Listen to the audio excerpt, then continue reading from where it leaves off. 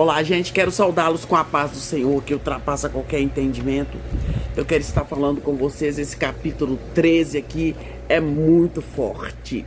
Eu gostaria de estar comentando, deixa o seu like, deixa aí deixa o seu comentário a respeito desse capítulo 13, o último capítulo, para fechar esse ciclo aí de leitura do capítulo do livro de Neemias. Vamos ler o último capítulo. Neemias remove diversos abusos. Olha para vocês verem. Naquele dia, leu-se no livro de Moisés aos ouvidos do povo, e achou-se escrito nele que os amonitas e os moabitas não entrassem jamais na congregação de Deus. Jamais. Só que tem que aqui, que aconteceu? Do 1 ao 3, houve um sincretismo, mescla de várias religiões. Mescla quer dizer variedade de religiões. Tinha sido a causa de muitos problemas para Israel. Nesse momento, são tomadas medidas para assegurar que Israel, o remanescente, nunca mais tomasse a atitude de acrescentar outros deuses ao culto a Jeová. Deus também é chamado de Jeová. E aqui, gente, no verso 4 e no verso do 4 até o 9, é difícil imaginar a audácia de Tobias. Logo que Neemias partiu para a Pérsia, porque ele tinha que voltar, porque a licença dele já tinha acabado, Tobias ousou mudar-se para um quarto no templo. Logo depois do seu retorno, Neemias ficou furiosíssimo, e expulsa Tobias com a sua mobília. Ele expulsa, ele joga para fora. E aqui no capítulo 13 de Neemias, do versículo 10 até o 14, com o passar do tempo, os levitas tinham se dispersado por causa do inadequado suporte financeiro. Agora os dízimos voltam a ser pagos. Malaquias apresenta com clareza essa mensagem logo depois do período de Neemias. Malaquias 3, do 8 ao 12. Não quer dizer que Malaquias vai ser depois de Neemias, não. Depois de Neemias, se não me falha a memória, é Esther. Mas Malaquias é o último livro do Velho Testamento. Neemias fez grande sacrifício para ministrar ao povo, mas parece estar completamente seguro de que Deus não tem nenhuma dívida com o homem.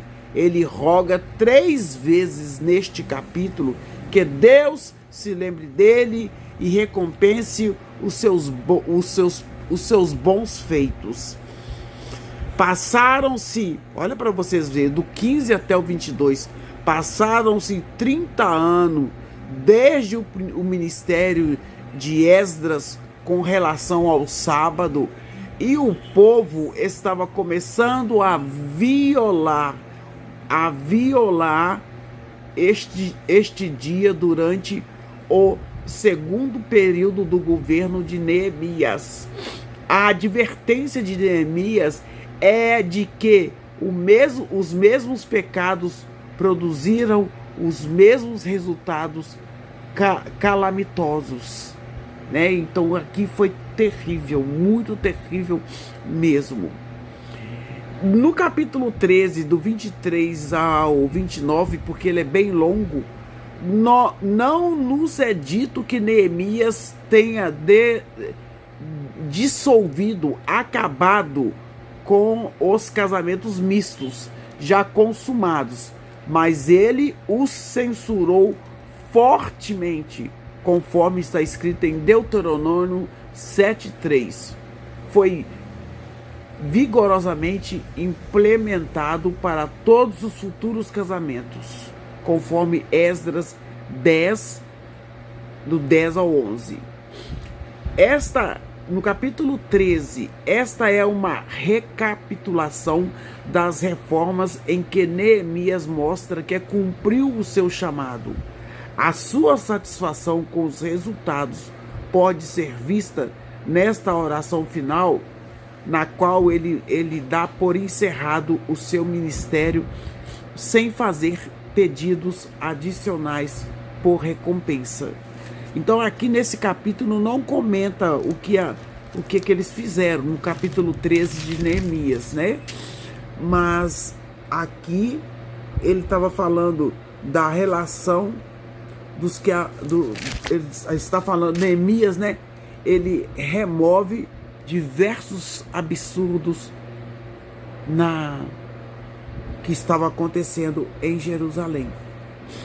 Que possamos estar relacionando a palavra de Deus com a nossa vida, para que não cometamos absurdos a respeito da palavra, a respeito de Deus, que possamos cumprir todos os propósitos do Senhor em nossas vidas, porque aqui o atrevimento foi tanto que o tal de Tobias até morar no templo ele estava morando, e o povo dispersou, porque aqui tem uma parte aqui que eu estava lendo aqui no capítulo 13, que ele teve que voltar lá, né? Ele teve que voltar lá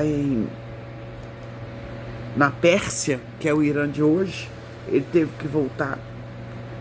E com isso o povo aproveitou para fazer trem errado. É igual uma criança, né? Eu lembro que minha mãe, quando ela saía,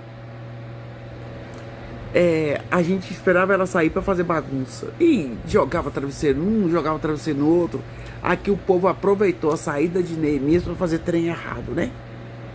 Mas nós temos que tomar muito cuidado, porque a atitude do povo aqui é uma atitude que leva ao inferno. Então precisamos tomar cuidado, porque na Bíblia mostra as práticas erradas do povo para nós tomarmos posição, nos posicionarmos perante Deus, em nome do Senhor Jesus. Eu quero falar com vocês para ler o capítulo 13 completo, tá bom?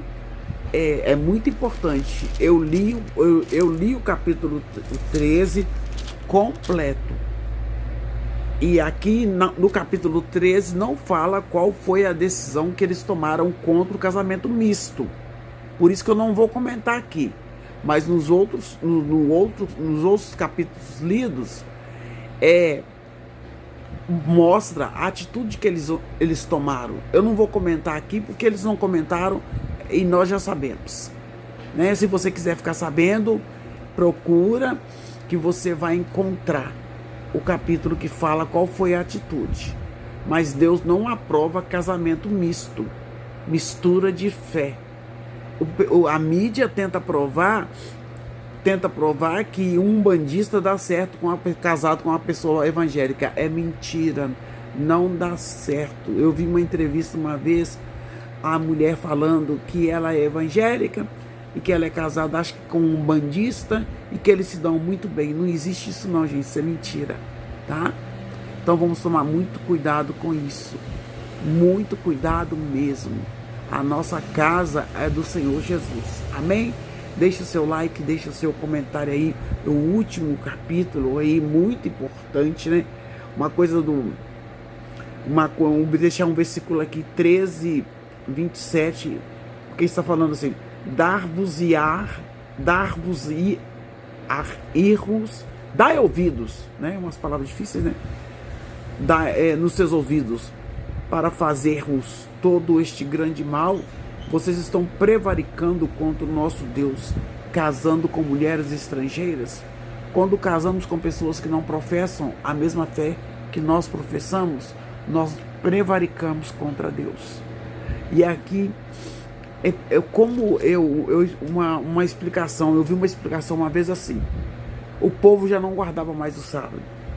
A explicação que eu vejo para esse aqui, o povo era escravo, então o povo não sabia folgar para estar tirando esse dia, para estar cultuando ao Senhor.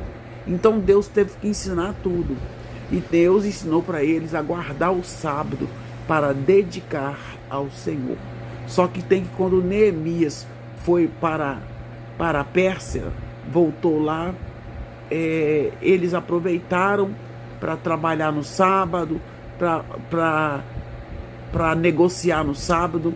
Tanto é que as pessoas estavam lá na porta onde eles faziam negociação, porque a cidade tinha 10 portas e cada porta tem um significado. Se você interessar de procurar saber cada significado das portas, eu ainda vou falar, mas é assim que eu terminar de ler a Bíblia toda com vocês, tá? Aí eu vou dar estudos esporádicos falando conforme o pedido de vocês. Amém? Então, deixa o seu like e não tenha fé mista. Deus não divide a glória dele com ninguém. Adoração somente a Deus. Tá bom? Deus abençoe a cada um em nome de Jesus.